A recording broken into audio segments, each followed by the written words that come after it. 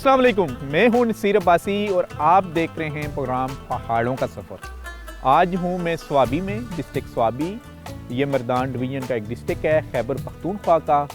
Focus करेंगे आज के प्रोग्राम में हम तारीख़ी मकामात को और एक शहीद जिसको निशान हैदर से नवाजा गया है, जो कारगिल का हीरो है, उसके मज़ार के ऊपर हम लेके जाएंगे आपको। इसके अलावा क्योंकि ये डिस्ट्रिक्ट स्वाबी भी पहाड़ी इलाका है, इसीलिए इसको हम एक्सप्लोर करने आए और खोजने की कोशिश करेंगे कि इन पहाड़ों में कौन कौन से छुपे हुए ज़खायर हैं। कल्चर की बात होगी और ख़ास करके जो पूरे पंजाब और इस्लामाबाद और पाकिस्तान में गुड़ सप्लाई होता है, वो भी स्वाबी का बहुत ही मशहूर गुड़ है। उसके ऊपर लेके जाएंगे कि देसी तरीके से गुड़ किस तरीके से तैयार किया जा रहा है। आप हमारे साथ रहें। मैं हूँ डिस्ट्रिक्ट स्वाबी में और एक्सप्लोर करने जा रहा हूँ इन खूबसूरत वादियों को। शहर में लेके जाएंगे और बात करेंगे हम यहाँ के मकामी लोगों से, यहाँ के एक्सपर्ट से जो माइनिंग से हैं, और बहुत कुछ है। आप हमारे साथ रहें।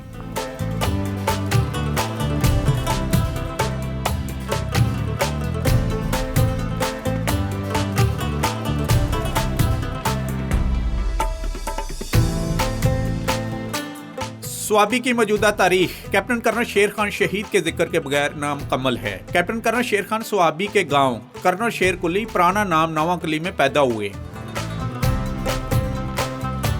भारत के खिलाफ कारगिल के मार्के में बहादुरी से लड़ते हुए अपनी जान का नजराना पेश करके पाकिस्तान आर्मी का आला तरीन फौजी एजाज निशान हैदर हासिल किया।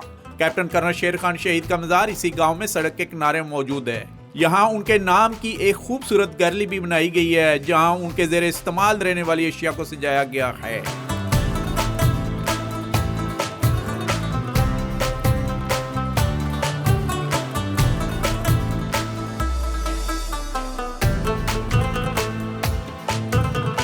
जी नाम बताइएगा। नोमान शेर।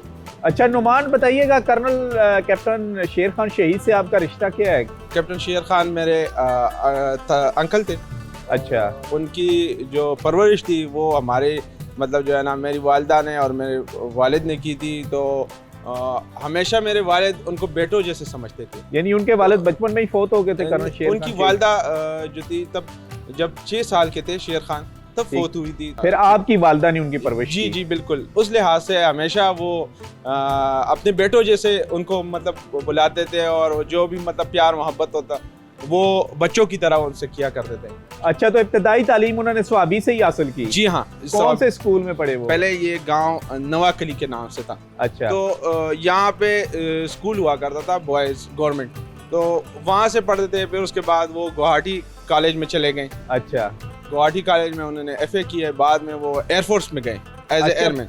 अच्छा, एयरफोर्स में भर्ती हुए एज ए क्या? एयरमैन, इलेक्ट्रिक फिटर थे। जी जी जी जी।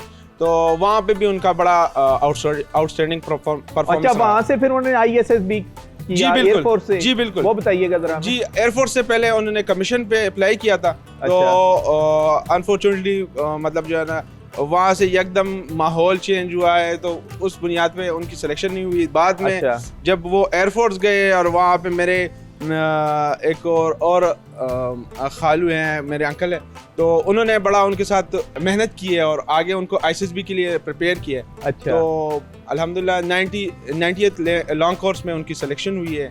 PMA 90। फिर उसके बाद जो है ना सिलसिला चलता गया है और फिर सिंध रेजिमेंट ज्वाइन किया। हाँ जी बिल्कुल। और पहले ऑफिसर थे ये सिंध रेजिमेंट? पेरेंटल यूनिट थी उनकी 27 सिंध के ये पहले ऑफिसर थे। जी जी बिल्कुल। PMA में से जो शामिल हुए, ऐसा ही है? जी जी बिल्कुल। अच्छा, तो फिर खुश हुए वो कि फ्रॉम द बिगनिंग जब पाकिस्तान आज़ाद नहीं हुआ था तब से एक मुल्क के लिए स्ट्रगल करते गए खान गालिब खान, जो ग्रैंडफादर थे कैप्टन शेर खान के। अच्छा। तो उन्होंने अपने दोस्त जो श्रीनगर तक गए थे 1948 में, गलगित को आजाद जब करा के श्रीनगर में शादी हुए थे। गलगित बल्तिस्तान को, यानी आपके आबाओ अजदाद उसमें भी लड़े सिखों के खिलाफ। जी जी।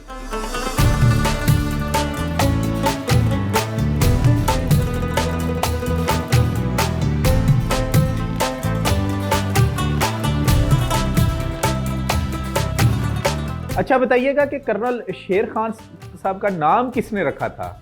कर्नल शेर खान की, बेसिकली तो कैप्टन थे। बिल्कुल, जरा बिल्कुल। ये बताइएगा जरा हमें। मेरे जो परदादा थे कैप्टन शेर खान के ग्रैंडफादर, तो उनका नाम जो था खान गालिब खान, तो वो गाजी कश्मीर खान गालिब खान से बड़ा मशहूर थे। उन्होंने मतलब पॉलिटिक्स के अंदर भी बड़ा वो लड़े, और जंग आज़ादी में जो गलगित बल्तिस्तान को आज़ाद करके जो लश्कर पहुंचा था यहाँ, बेसिकली नाजरीन ये जो गलगित बल्तिस्तान को आज़ाद करवाया गया है, ये वही बहादुर पख्तून है। जैसे हम कहते हैं कि बहादुर कबाइल की सच्ची दास्तानें, तो हमारे प्रोग्राम का हिस्सा थ्रू आउट में कबाइल का दिखाता आ रहा हूँ।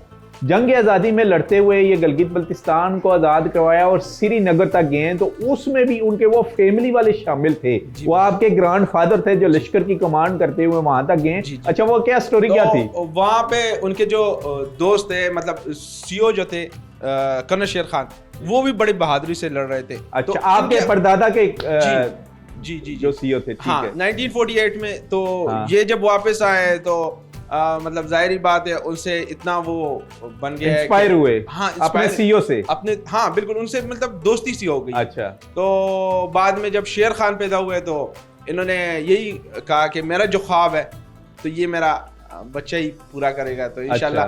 तो इनका नाम ही कर्नल शेर रख दिया। यही पैदा हुए तो परदादा ने इनका नाम कर्नल शेर खान रखा। यानी उसी बात उनकी ख्वाहिश थी कि मेरा ये जो नस्ल में से मेरा ये पोता है, ये आगे चल के पाक आर्मी ज्वाइन करे। जी बिल्कुल, जिस तरह कहते हैं कि शहीद की जो मौत है वो कौम की हयात है। कौम की हयात है, तो जो है ना, शहीद के एक शहीद होने से मतलब जो है ना कौम जिंदा हो जाती है। कौम जिंदा हो जाती है। ये हमारी लिए इंस्पिरेशन है। आगे हमें बताइएगा कि फिर कब कारगिल के महाज के ऊपर कब गए, और जब गए तो फैमिली वालों को उन्होंने बताया था? जी जी, अल्हम्दुलिल्लाह हमारी फौज 29 किलोमीटर, कर्नल शेर खान 29 किलोमीटर अंदर गए थे, और वो ये इसकी मतलब गवाही वो खुद भी दे रहे हैं कि जितनी बहादुरी से ये लोग लड़े हैं, तो इंडिया ने खुद भी दी है। बिल्कुल, और जर्नलों ने भी दी। जी बिल्कुल। तो ये हमारे चंद ही फौजी जवान थे, शेर खान और उनके साथी कैप्टन अमार शहीद SSG के, उनके वो कोर्समेट भी थे, तो आखिरी वक्त तक वो भी साथ लड़ते रहे। तो बड़ा गिलगित के एरिया के लोगों ने बड़ी बहादुरी दिखाई, तो उसकी बुनियाद पे NLI वहाँ पे रेजिमेंट भी बनी। तो उसके अंदर यूनिट हैदरान के नाम से, जिसके लालक जान और कर्नल शेर खान की जो यूनिट थी 12 NLI, उसको हैदरान का नाम भी दिया गया। अच्छा, ये शहीद कब हुए, कब पता चला आपको कि वो जाम शहादत नोश कर चुके हैं मादरे वतन के ऊपर? जी, 5 जुलाई 1999 में कर्नल शेर खान की शहादत हुई। चूँकि वहाँ पे टेक्नोलॉजी का दौर बड़ा कम था, तो दुश्मन न्यूज़ पे चला रहे थे मुसलसल। तो फिर उसके बाद जो है ना BBC वाले ने रब्ता किया हमें, तो फिर जो है ना वो जाके ना 18 जुलाई को उनकी डेड बॉडी हमें जो जस्ते खाकी है, जस्ते खाकी यहाँ, जी बिल्कुल, वो रेड क्रॉस के जरिए हमें मौसूल हुई कराची के अंदर। जी बिल्कुल। अच्छा, कितना एक फिर हिस्ट्री हमें क्या बता रही है, आर्मी ने क्या दी थी कि कितने कैंप इन्होंने बहादुरी के साथ इन्होंने और इनके साथ जो जवान थे वो शहीद हुए, तबाह किए हैं उनके? सर, ये कुछ बातें होती है कॉन्फिडेंशियल होती है। जी जी। तो वो तो जाहिर बात है, हमारे मीडिया के अंदर भी बताया जाए तो वो काट देते हैं। ठीक है जी। तो इवन के ये हमें पता चले कि दुश्मन की वहाँ पे 127 से ऊपर पोस्टें थी, जिसमें अभी तक जो है ना 5 के अंदर भी उनके फौजी मौजूद नहीं है। वो अभी के अभी खाली पड़ी हैं, खंडर पड़ी हैं जो तबाह किया हमारे जवानों ने। ये खौफ की वजह से, ये खौफ की वजह से। जी बिल्कुल, कि ऐसा ना हो कि शेर खान फिर से आ जाए। अच्छा, बताइएगा जरा कि उनके इस्तेमाल की जो अशिया थी उनके बारे में जरा हमें। फौज के हवाले से इनके जो है ना, ये सरमनी ड्रेस है जो उसको मतलब जो है ना, हाँ, कैप्टन की वर्दी है, वो हमें नजर आ रही है। और आगे ये NLI की ये टोपी है इनकी, और साथ में ये 27 सिंध की है। वो जो बैक में व्हाइट कलर का हेलमेट नजर आ रहा है, ये इन्होंने इनको एयरफोर्स में जब थे एयरमैन थे उस बात को इस्तेमाल किया करते थे।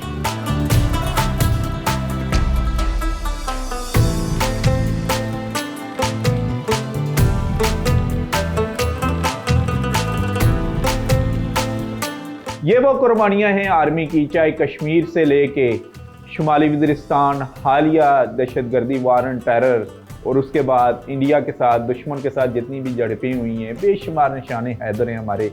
और इस बात का सबूत है कि Pakistan army the best army है और इसकी शोहदा की कुर्बानियाँ हमारी नई आने वाली जो नस्ल है वो रायगान जाने नहीं देगी। ये हमारा सेगमेंट था यहाँ कर्नल कैप्टन शेर खान शहीद निशान हैदर के मज़ार के ऊपर, जहाँ पर हमें भी आके बहुत अच्छा लगा कि हम ज़रा अपनी इन्फॉर्मेशन भी, क्योंकि स्वाबी को एक्सप्लोर कर रहे हैं और स्वाबी को एक्सप्लोर करते हुए अगर इस मज़ार पर हम ना आते तो ये शहीद के साथ और स्वाबी के वाले लोगों के साथ भी नाइंसाफ़ी थी। तो हमने कहा चलें थोड़ी रोशनी डालते हैं शहीद के मज़ार के ऊपर भी।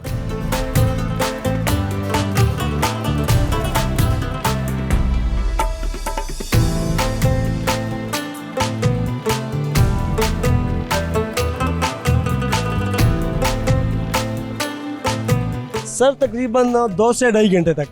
2 से 2.5 घंटे को ये पकता रहता है? पकता है बिल्कुल।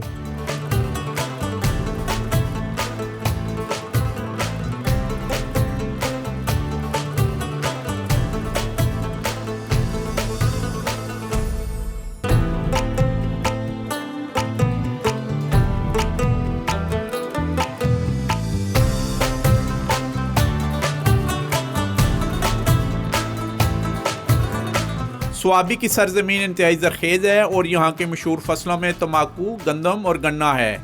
यहाँ पैदा होने वाली गन्ने की फसल से देसी तरीके से गुड़ तैयार किया जाता है, जो अपने मुनफरिद जायके की वजह से स्वाबी के गुड़ के नाम से मशहूर है और इसे बज़ौर सौगात पूरे मुल्क में भेजा जाता है।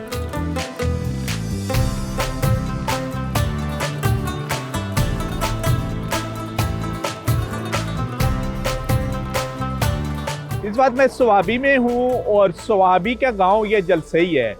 और जब हम बात करते हैं गुड़ की, तो गुड़ जो मशहूर है खैबर पख्तूनख्वा में, वो मर्दान का, 4 सदे का और स्वाबी का। और स्वाबी का इसलिए कि इसका थोड़ा सा जो कलर होता है वो वाइटनेस इसमें होती है।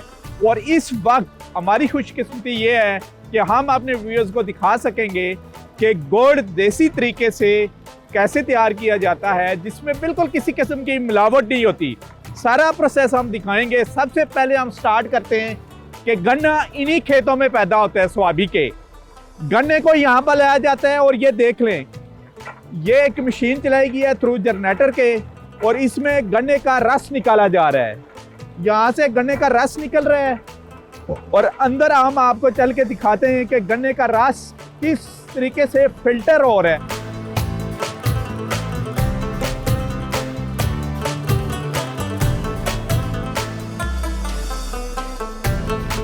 हम आपको लेके आए हैं अभी उस सोर्स पर जहां से गन्ने का रस निकल रहा है। ये गन्ने का रस यहां से निकल रहा है।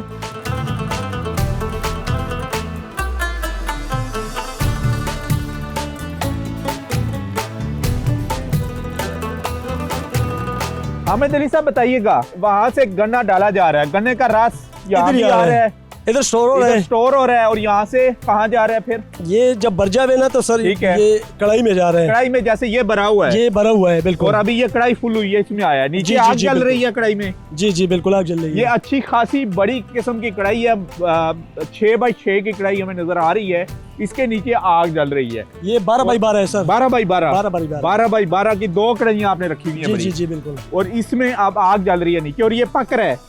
जो जो हीट मिल रही है ये पक रहा है और साथ साथ इसकी सफाई भी कर रहे हैं देसी तरीके से। ऐसे ही है सर। आप मुझे बताइएगा कि कितना टाइम लगता है, हीट कितनी देर तक आप देते हैं टाइम के लिए इसको? सर तकरीबन 2 से 2.5 घंटे तक। 2 से 2.5 घंटे को ये पकता रहता है? पकता है बिल्कुल।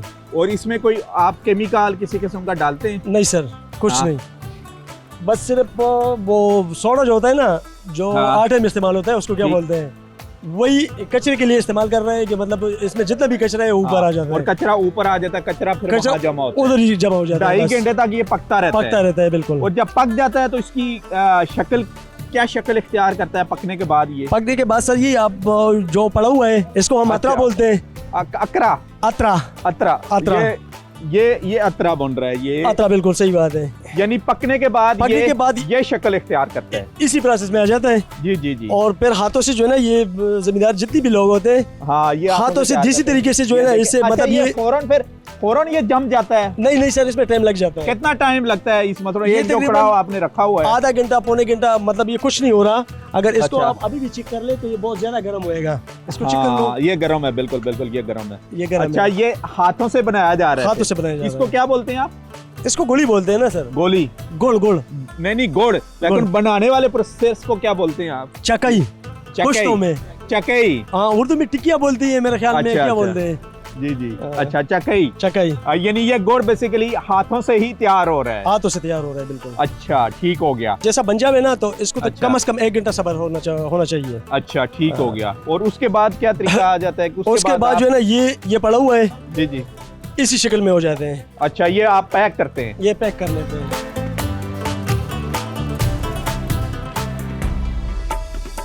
ये कहाँ जा रहा है जी आपका गुड़? सर, हमारा स्वाबी का गुड़ जो है ना, यहाँ लोकल ज्यादा इस्तेमाल हो रहे हैं। मतलब घरों में नहीं, घरों में इस्तेमाल हो रहा है। ऐसा लोकल भी नहीं है, मतलब मरगोज मंडी जा रहे हैं, पेशावर जा रहे हैं। और ये इलाका जो है ना, स्वाबी, चारसद्दा, काटलांग, ये तो गुड़ की मार्केट है ना, बिल्कुल मरकज ही है। अच्छा, पूरी केपी में ये मरकज है। अच्छा, कितना यहाँ से तैयार हो रहा है गुड़? कितने टन के हिसाब से आप सीजन में तैयार करते हैं? सर जी, हमने शुरू की है तकरीबन 6 तारीख को 9वें महीने की। अच्छा। और 24 घंटे में हम बना रहे हैं तकरीबन 20 फुट, तो 40 मन गुड़ हम बना रहे हैं। 40 मन गुड़ आप 24 घंटे में? 24 घंटे में जी। पैदावार देखें जी गुड़ के हिसाब से, जैसे मैं आपको कह रहा था कि मर्दान, चारसद्दा और स्वाबी, और खाली ये छोटा सा कारखाना हमें नजर आया है, और 24 आवर में 40 मन ये गुड़ पैदा कर रहे हैं, यानी 2 टन ये गुड़ तकरीबन यहाँ से पैदा हो रहा है। गन्ना कोई खास किस्म का इसमें यूज होता है जो आप लेके आते हैं, या आम गन्ना होता है? नहीं जी सर। उसकी क्या होती है वो बताइएगा जरा। सर, गन्ना जो है ना, 2-3 किस्म का होता है। हाँ। मगर हमने जो लगाई हुई है 310। अच्छा। इसमें पानी भी ज्यादा होता है और इसके लंबाई हाइट भी ज्यादा है। अच्छा। 310 मीन्स क्या मतलब है? 310 इसका मॉडल नंबर है। ये मॉडल नंबर है। जी जी, ठीक है। और ये कौन से मौसम में गुड़ तैयार करते हैं आप? सर जी, ये तकरीबन 10वें महीने से लेकर तकरीबन जनवरी फरवरी तक। अच्छा, ये तैयार होता है? तैयार होता है। साल में सीजन इसका यही है, 4-5 महीने। 4-5 महीने गुड़ तैयार होता है। जी। उसके बाद पूरा साल ये इस्तेमाल होता रहता है। बिल्कुल। और कीमत में इसकी कमी पेशी आती रहती है वक्त के लिहाज से।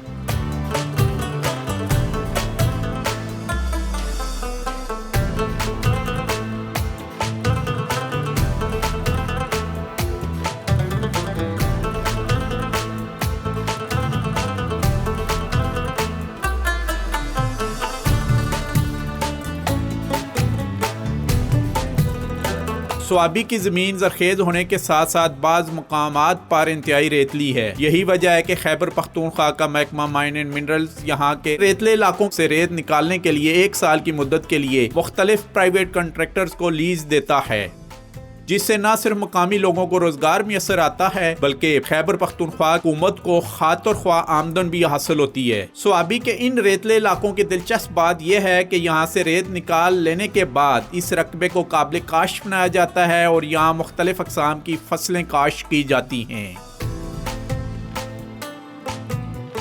जी, इस वक्त हम एक माइनर मिनरल के यूनिट के ऊपर मौजूद हैं। डिस्ट्रिक्ट स्वाबी का ये इलाका है और ये वो अदना मिनरल, यानी अदना बादुनियाद इसको कहते हैं। बेसिकली ये रेत है।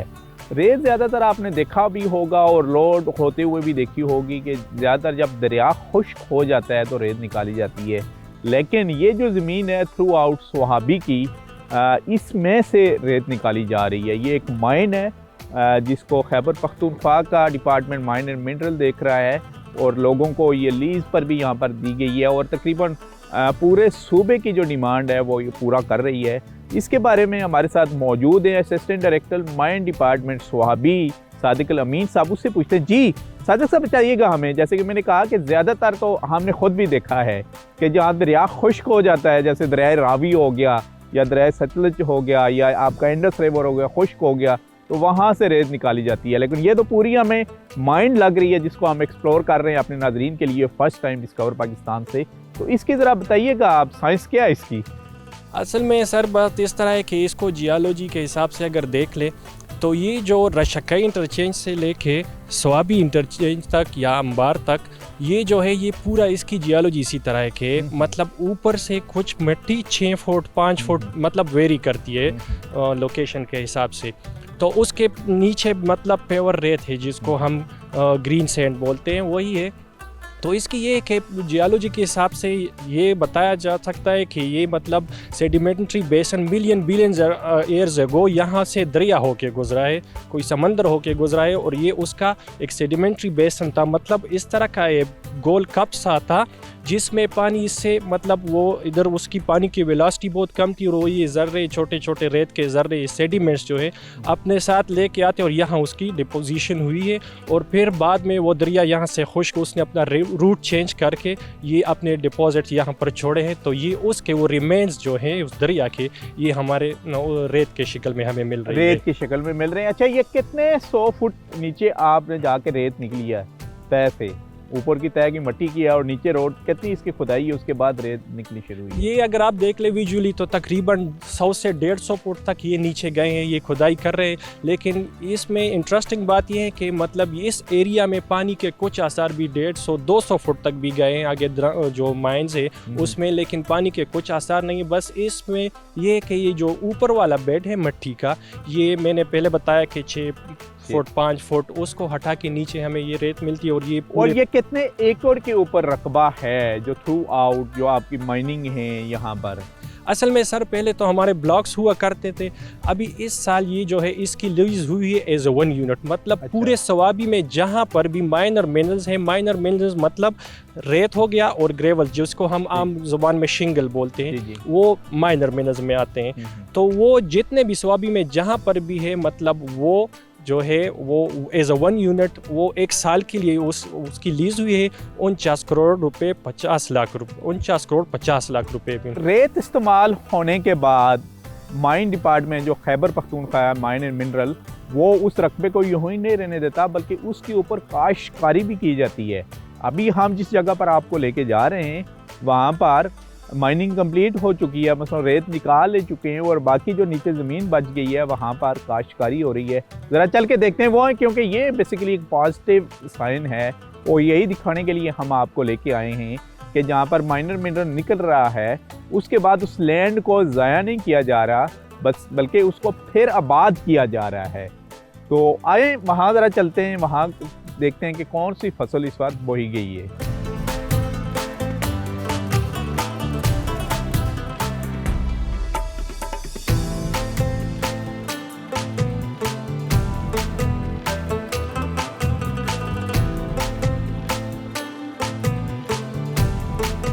ये अदनान तलाव गांव है स्वाबी का, और जब हम माइनर मिनरल की बात करते हैं तो ये जो पूरा एरिया स्वाबी का जिसमें हम खड़े हुए हैं गिरद नवाज में, ये भी रेतला इलाका है, यानी यहाँ से जो रेत निकाल चुके हैं और उसके बाद इसी लैंड को आबाद किया गया है। और mine and mineral department Khyber Pakhtunkhwa और स्वाबी ने ऑलरेडी जब भी कोई लीज होल्डर लीज लेता है तो टर्म्स एंड कंडीशन में इंक्लूड होता है कि वो लैंड आपने दोबारा आबाद करनी है। तो ये एक अच्छा इनिशिएटिव हमें नज़र आया है, क्योंकि ओवरऑल अगर देखा जाए तो ये जो स्वाबी है ये डिस्ट्रिक्ट पूरा ही ज़री एग्रीकल्चर बेस्ड लैंड है। मसलन आपको दूर दराज तक खेत नज़र आएंगे। अभी हमारे साथ यहाँ पर assistant director mine district Swabi मौजूद हैं, उनसे हम बात करते हैं। जी नाम बताइएगा अपना। सर मेरा नाम जुनैद खान है। अच्छा जुनैद खान साहब बताइएगा, जैसे कि मैंने बताया कि ऑलरेडी यहाँ से भी माइन यहाँ आसार नज़र आ रहे हैं बाकायदा, और ये माशाल्लाह क्या ब्लॉक बना हुआ है सर। और अब ये खूबसूरत भी लग रहा है सर, यानी इसको आबाद किया गया है। सर तो इसके बारे में बताइएगा। सर ये ऐसा है कि हमारे जितने भी लीज होल्डर्स को हम लीजेस ग्रांट करते हैं, चाहे माइनर मिनरल्स के हों या मेजर मिनरल्स के हों, उन पे ये कंडीशन आयद होती है कि उन्होंने जो लैंड है उसको रिक्लेम करना है, उसको किसी अच्छे पर्पज़ के लिए यूटिलाइज़ करना है। तो चूँकि आप देख सकते हैं सर यहाँ पे जितनी भी माइनिंग हुई है उसके बाद हमारे लीज होल्डर ने इस जगह को फ्लैट किया हुआ है और उसको एग्रीकल्चर पर्पस के लिए यूटिलाइज़ किया हुआ है।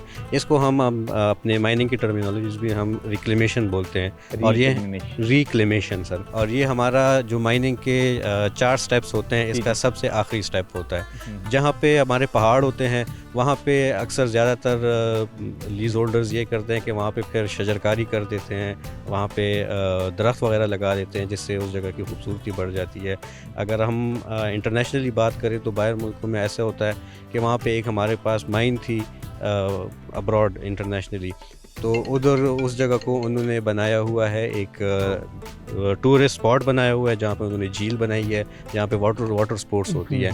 तो चूँकि वहाँ पे तो काफ़ी अरसे से माइनिंग चल रही है, काफ़ी और फैसिलिटीज़ भी बहुत हैं, तो यहाँ पे जो लीज होल्डर्स के जो दस्तराज हैं, जहाँ तक अभी यहाँ पर ख़ास करके जहाँ जहाँ से रेत निकाल ली चुकी है, वहाँ कौन कौन सी फसल जो मौसमी है वो बोई जा रही है और ज़ेर काश रकबा कितना है आपके पास? सर यहाँ पे अगर आप देख सकते हैं तो ये गंदम की फसल लगाई गई है।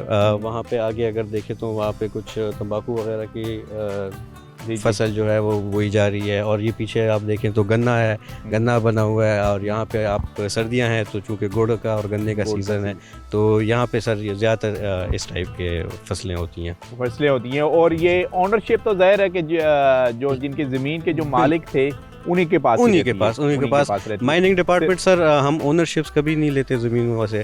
हमारा सर ये होता है कि हम लीज होल्डर्स को बाउंड करते हैं कि आपने जो लैंड ओनर्स हैं उनको सरफेस रेंट पे करना होता है। मालिकाना हुकूक उसी मालिक के होते हैं। जब वहाँ पे माइनिंग ख़त्म हो जाती है, ये लीज होल्डर ने आबाद करके जो मालिक है उसके वाले कर दिए। जी। ये जो फसल अभी तैयार हो रही है ये मालिक की हो रही है, वो मालिक जो है मालिक अपनी फसल। जी आप हमारे साथ रहे, हम स्वाबी में हैं, यहाँ पर माइनिंग को भी कवर कर रहे हैं और इसके अलावा स्वाबी शहर की सकाफत के बारे में भी हम आपको बताएंगे।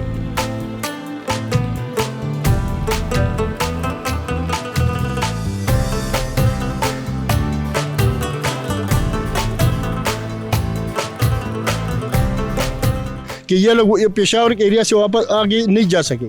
औरतें मर्दों की शान बशाना लड़ते थे।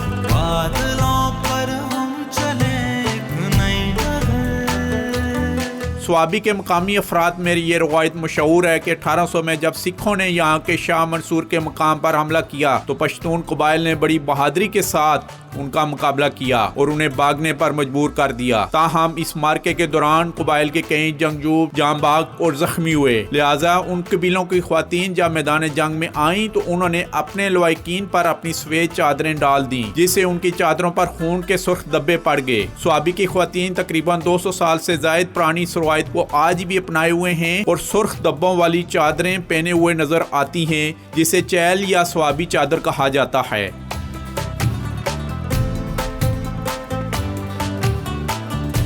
इस वक्त एक हुजरे में हूँ मैं और ये इलाका है पंजमन का और डिस्ट्रिक्ट है स्वाबी और तहसील भी है स्वाबी। यहाँ पर बात करेंगे, थोड़ी सी हिस्ट्री को भी फोकस करेंगे और ख़ास करके जंगे आज़ादी का भी यहाँ पर एक जिक्र है। अंग्रेज़ों के ख़िलाफ़ बहुत ही बड़ा मारका हुआ है जिसमें उस वक्त के जो स्वाबी कबाइल थे वो उनके ख़िलाफ़ लड़े हैं, क्योंकि थ्रू आउट जैसे कि मैं आपको बताता आ रहा हूँ कि फाटा और जो सेटल इलाके हैं खैबर पख्तूनख्वा के, उस वक्त का NWFT और आज का खैबर पख्तूनख्वा, यहाँ पर बहादुर कबाइल और बहादुर जंगजू रहे हैं और थ्रू आउट किसी भी मूवमेंट के ख़िलाफ़ इन्हीं इलाकों में रेजिस्टेंस शो हुई है और अच्छी खासी रेजिस्टेंस भी शो हुई है। लिहाजा इसको भी कह सकते हैं कि ये एक बहादुरों की सरजमीन है।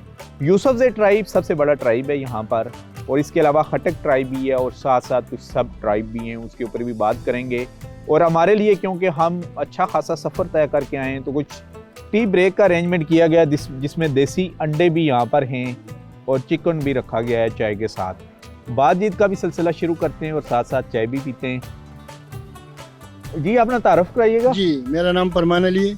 अच्छा फरमान साहब बताइएगा, सबसे पहले कौन कौन से यहाँ पर कबाइल हैं, आबाद हैं, ट्राइब? यहाँ पर तो ये यूसुफज़ई है और मुख्तलिफ किस्म की कौमें तो बहुत है, लेकिन आमतौर जो लोग हैं वो यूसुफज़ई कौम से ताल्लुक़ रखते हैं। जी हाँ, यूसुफज़ई। जी हाँ। अच्छा बताइएगा थोड़ी सी हिस्ट्री। जी कौन सा मार्का कौन से सन में यहाँ वही 1857 हुआ? की जो मार्का था उसमें इधर हमारे यहाँ दो मशहूर जगह, एक टोपी और मैनी के दरमियान में एक जगह है, उसको शहीदान बोलते हैं। अच्छा पेशतार, ये दोनों जगह पर इसकी अच्छी लड़ाई हुई थी कि वो उन शहीदों की मेहनत खिदमत करते थे, उनको पानी पिलाना, उसको संभालना। तो अभी वो मशहूर है कि मैनी की औरतें शोहरों पर यानी जोरावर होते हैं। क्यों कि उनको दवा की थी कि आप लोग अपने शोहरों पर यानी जोर रहेंगे। क्यों मर्द हजरात उसके नज़दीक नहीं जाते थे उस वक्त, जो हम लोग सुनते हैं, और वो औरतें उनकी इज्जत करते थे, उसका खिदमत करते थे, उसको पानी पिलाना, उसको संभालना, जो जख्मी हो जाते थे। अच्छा, तो ये जो हमारा ये चादर का जो मसला है, ये उसी वक्त से है। निशाना जो अभी इसके ऊपर ये सुर्ख निशान है, ये उस जंग आज़ादी की वो याद दिलाती है कि जनाना ने अपने चादर उस पर डालते थे, और जो निशान है वही निशान अभी उस लोग एक फखरी के तौर पर इस्तेमाल करते हैं। अच्छा, कितने उस वक्त शहीद हुए आपके यूसुफज़ई ट्राइब के लोग? वो तो 100 हज़ारों के हिसाब से देंगे जी। अच्छा। और यहाँ से वो लोग फिर आगे नहीं गए थे, यहाँ से पेशावर से आगे फिर अफगानिस्तान तक नहीं पहुँचे। अच्छा। ये लोगों ने इस बहादुरी से ये लोग लड़े, उनको इतना शिकस्त दिया कि ये लोग पेशावर के एरिया से वापस आगे नहीं जा सके, क्योंकि लोगों में इतना जज्बा था। औरतें थी कि मरते सब, औरतें मर्दों की शान बशाना लड़ते थे। अच्छा, ये बहुत बड़ा मार्का हुआ है। जी, बहुत बड़ा मार्का हुआ था। और खासकर पेशतार इधर ये खान था, बहुत मशहूर था। उसका हम लोग यानी मशरों से सुनते कि उसका ये निशान जो सीने के निशान है, उसके ये निशान नहीं थे। ये एक बहुत जाबिर और यानी सख्त इंसान था।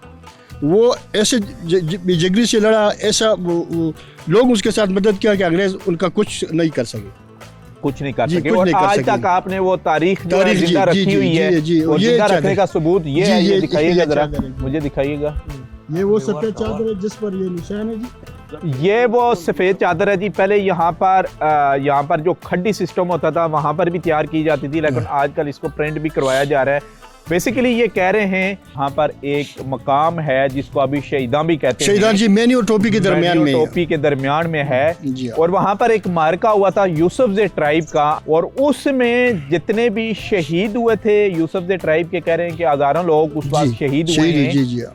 जो यहाँ की खातीन थी, ज़ाहिर पर्दा तो यहाँ बहुत ज़्यादा है खैबर पख्तूनख्वा के बेल्ट में, तो वो सफ़ेद चादरें क्या करती थी, वो जाके उन्होंने जो शोहदा थे उनकी बॉडीज़ के ऊपर ये चादर डाली, जो ज़ख्मी थे उनके ऊपर भी चादर डाली, और वो जो खून के डब्बे थे वो चादर के साथ लग गए। और उस दिन से लेके आज तक इनके घरों में जो यहाँ की मस्तूरात हैं, यानी जो फीमेल हैं, वो चादर जो इस्तेमाल कर रही हैं, वो बिल्कुल उसी तारीख को याद रखने के लिए वो यही डब्बों वाली चादर, यानी जिसके ऊपर खून के डब लगे थे, वही पहले देसी तरीके से बनाते थे खड्डी के थ्रू, और अब प्रिंट करवा रहे हैं मार्केट से। तो ये आपको नज़र आ रहे हैं। और एक मशहूर अभी एक ड्रामा चला है जिसमें सानिया सईद ने भी यही जो चादर है ये ओढ़ी हुई थी। तो ये फीमेल यहाँ पर एक इस्तेमाल कर रही है, और हर घर में ये मौजूद है। ऐसा ही जी हर घर में मौजूद है, बिल्कुल। और उस दिन के ऊपर आप लोगों को फख्र है, इतना बड़ा मार्का हुआ। क्यों नहीं जी, क्यों एक बसेद मुसलमान क्यों फख्र नहीं करते जी? बिल्कुल बहुत बड़ी फख्र है, और बहुत खुशी और इज्जत की मकाम है कि वो अब तारीख अभी तक जिंदा है, और हम लोग उस तारीख को अभी तक जिंदा रखे हुए इस चादर के थ्रू पे। हाँ, इसी चादर के ऊपर जी। और अभी भी अगर किसी किस्म का पाकिस्तान के ऊपर बुरहान आया या पाकिस्तान के दुश्मन ने उस आंखें देखी, तो आपका जो यूसुफज़ई ट्राइब है वो खड़ा होगा। इंशाल्लाह जी, अपने जान तक कुर्बान कर, बच्चों तक कुर्बान कर, लेकिन इंशाल्लाह तैयार रहेंगे। और हम दुआ करते कि अल्लाह इन जालिमों से पाकिस्तान को बचाए। जो आजकल हमारा हालत है, जिस तरीके से गरीब लोग पिस रहे हैं, ऐसे लोग खुदा कसम उसके पास रोटी खाने के लिए पैसे नहीं है। बिजली का बिल जब पहले 500 आता था, वो अभी 5 और 10 हज़ार रुपए आता है। आटे का बोरी 22 और 2300 रुपए में बिकती है। ऐसे हर एक चीज, तो गरीब लोग मर रहे हैं भूखे। ये लोग तो मालूम है बैठे लोगों को क्या तकलीफ, क्या आवाम पर क्या गुजर रही है। जी, थैंक यू वेरी मच। जी नाजरीन, आज के प्रोग्राम में हमने फोकस किया, कुछ हिस्ट्री के ऊपर नज़र डाली, ख़ास करके डिस्ट्रिक्ट स्वाबी की। और जहाँ पर हम मौजूद हैं ये है कि ये बहुत बड़ा ट्राइब है खैबर पख्तूनख्वा का, यूसुफज़ई। और ये यूसुफज़ई ट्राइब आपको यहाँ पर मिलेगा, स्वाबी में भी मिलेगा, बोनेर में भी मिलेगा, शांगला में भी मिलेगा। आपको काफ़ी बड़ा और बहादुर ट्राइब है। जैसे कि थ्रू आउट में अपने प्रोग्रामों में दिखाता हूँ कि बहादुर कबाइलों की सच्ची दास्तान। तो एक सच्ची दास्तान ये थी कि इनको फ़ख्र है उस कुर्बानी के ऊपर जो जंग आज़ादी में यहाँ इस मकाम पर, शहीदों के मकाम पर दी गई, जो बहुत बड़ी एक रेजिस्टेंस थी। और इसी वजह से जिसने भी पाकिस्तान और ख़ास करके ये जो बेल्ट है हमारी अफ़गानिस्तान की फतह करने की कोशिश की, जितने भी मार्के हुए हैं वो नाकाम भी हुए, और नाकाम इसी वजह से हुए हैं कि यहाँ के बहादुर कबाइल आज भी मौजूद हैं, और इन्होंने कहा है कि इनके घरों में ये चादर अभी भी इस्तेमाल हो रही है, और हमें उस दिन पर फ़ख्र है, और ये हमारी आइंदा नस्लों तक भी इंशाल्लाह इस हिस्ट्री को हम यूं ही याद रखेंगे। इसके साथ साथ हमने आपको स्वाबी में दिखाई कि अपॉर्चुनिटीज़ क्या है। यहाँ पर एग्रीकल्चर भी है, और उसके साथ साथ माइनिंग भी बहुत स्ट्रॉन्ग है, और माइनिंग से बिला वास्ता और डायरेक्ट और इनडायरेक्टली हज़ारों लोगों का बिज़नेस वाबस्ता है। और सबसे पॉजिटिव हमें साइन ये मिली हमें यहाँ पर स्वाबी में कि जो ज़मीन बर्बाद हो जाती है, माइनिंग डिपार्टमेंट और यहाँ डिस्ट्रिक्ट जो इसका अमला है माइनिंग का वो, और मरकज़ी जो पेशावर में माइनिंग मिनिस्ट्री है, उन्होंने एक MOU साइन करता है कि उस रकबे को दोबारा ज़ेर काश्त लाना है। वहाँ का भी विज़िट करवाया, जो एक अच्छा इनिशिएटिव है। मसलन हमें आबाद हुई ज़मीन नज़र आई। फिर हमने आपको बताया कि देसी तरीके से गुड़ किस तरीके से यहाँ पर तैयार होता है, और वो भी एक सौगात है, एज ए गिफ्ट लेके जाया जाता है। और इसके अलावा यहाँ लोग चाय में भी ज़्यादातर गुड़ का इस्तेमाल करते हैं। इसके अलावा और भी जो इनकी रवायात हैं उसके बारे में बात हुई, और ख़ास करके जो अभी स्वाबी की शान और आन और जिसकी वजह से स्वाबी मशहूर है, वो यहाँ का शहीद है, वो उसका मज़ार का विज़िट कराया। वो है कर्नल कैप्टन शेर खान शहीद, उसके मज़ार पर लेके गए। जैसे मैंने कहा, ये बहादुरों की ज़मीन है, यहाँ पर लोगों ने महारके दिए हैं। यानी शेर खान शहीद के जो दादा थे, उनके फोर फादर थे, वो भी लड़े हैं। इन्हीं पख्तूनों ने आपका ये जो गलगित बल्तिस्तान है, यही पख्तूनों ने आज़ाद करवाया है, और ये लड़ते हुए कश्मीर तक गए हैं। और वहाँ से वो इंस्पायर होके उन्होंने अपने एक पोते का नाम कर्नल शेर रखा, अपने CEO से इंस्पायर होके, और वही आगे जाता है और वो कारगिल का हीरो बन जाता है। तो ये कुछ था आज के प्रोग्राम में। मैं तो बहुत ज़्यादा इंस्पायर हुआ हूँ। ये छोटा सा डिस्ट्रिक्ट है, पहाड़ों के दरमियान में खूबसूरत वादी है, लेकिन अपने अंदर एक दास्तान और सच्ची दास्तान समाई हुई है। इसी के साथ ही नसीर अब्बासी को यहाँ से इजाज़त दीजिए। अल्लाह हाफ़िज़।